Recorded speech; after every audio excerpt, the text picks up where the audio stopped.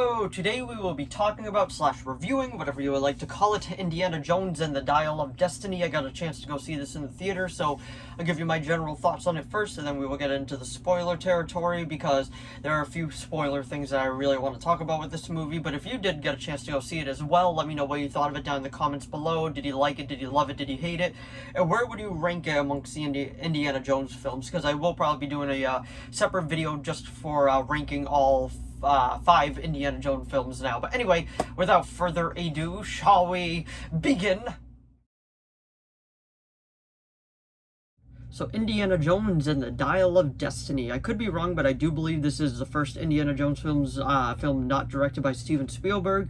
And while I do say it is a good Indiana Jones film, I don't think it is a great Indiana Jones film. And it's even kind of sad knowing that this is his final outing as Indiana Jones, because it didn't really feel like a proper conclusion to his story. But I am still curious to see if they decide to make another one, or if this is the definitive end. But if you don't know what it's about, it's pretty much Indiana Jones is a retired old man now, and he doesn't like loud music till his goddaughter comes back, and she pretty much just drags him back into the chase. And then it becomes kind of like a MacGuffin type of film, because they're just jumping from place to place trying to find something. And honestly, like, the story itself is okay, but I found the character of the goddaughter very unlikable up until probably the final quarter. That's when she did get better. But honestly, just for that beginning part, like, what are you doing? Like so much stuff is going on with Indy right now, and you're just kind of making jokes of it, and it's just like, nah, like,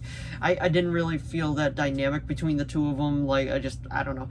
Maybe it was just me, but let me know down in the comments below if you felt the same way about that. But Harrison Ford is back as Indy, and I gotta say, like, he's still great in the role.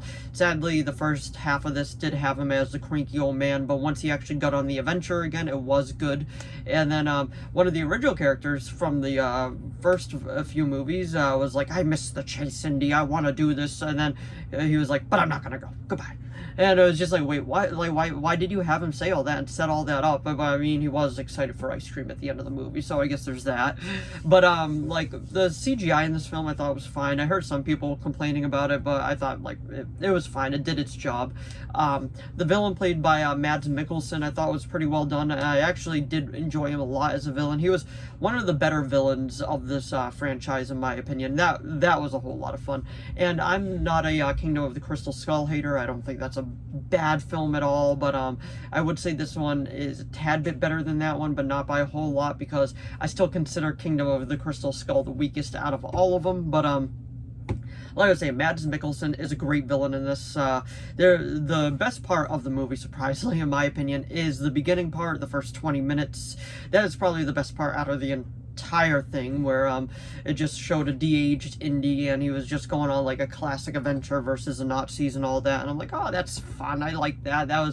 It just felt like classic Indiana Jones, so I didn't really have a problem with that at all. But after that, it's kind of when it went downhill a little bit for me, but it still had fun moments, and overall, it was still an enjoyable film. It was like a 2.5 hour movie, but at the end of the day, I enjoyed it. I would probably give it a 7 out of 10, sadly. Like, I wanted to rank it higher, but I can't, because I don't think it is an amazing film, but it's still a good film at the end of the day. And that's pretty much my spoiler-free review of it. I still want to get into spoilers, but mainly the ending, because that's the main part I want to talk about. But that was my spoiler-free review of it. So we will be getting into spoilers in 5, 4, 3, 2, 1. Alright, let's get into the spoilers. So the main thing that I want to talk about is how they end up time traveling at the end, because the villain's whole goal is to just go back in time, kill Adolf, and pretty much become the head of the Nazis, and just win the world war, unlike losing it like they actually did.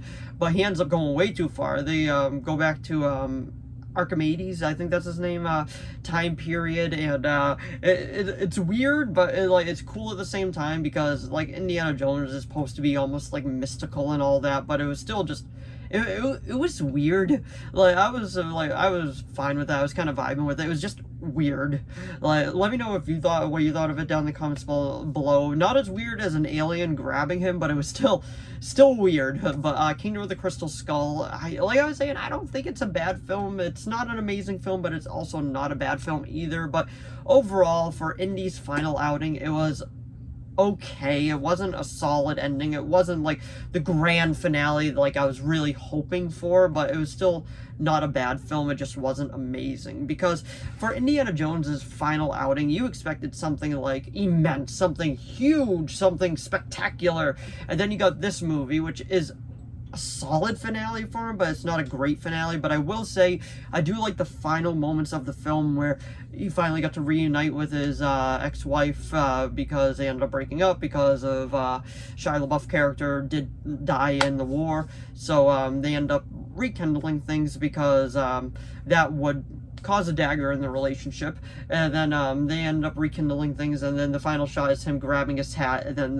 it kind of just closes like that, and then you hear dun da da dun da da dun da da, and I'm like, okay, that was a fine way to end it. I actually did enjoy that ending. But anyway, that is my review of Indiana Jones and the Dial of Destiny. Like I said, I would give it a solid 7 out of 10. Let me know what you would rank it down in the comments below.